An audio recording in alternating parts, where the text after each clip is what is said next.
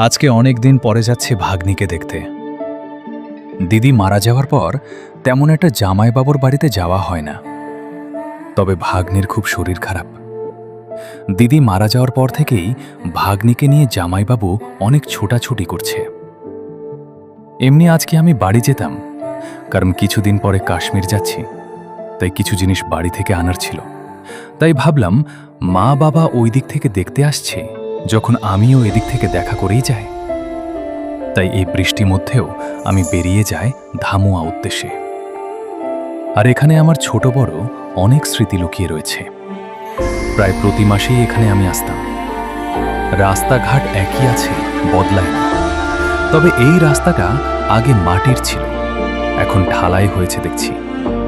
আর আগে এই গাছপালাগুলোও ছিল না, বেশ বড় বড় গাছ হয়েছে। যেই গাটা বেশ আগের থেকে সুন্দর লাগছে। ছাড়ো, পুরনো কথাগুলো মনে পড়ে যাচ্ছে। আমি জামাইবাবুদের বাড়ি ঢুকি। তোমরা ভিডিওটা লাইক করে দাও। দেখা হচ্ছে পরের ভিডিওতে।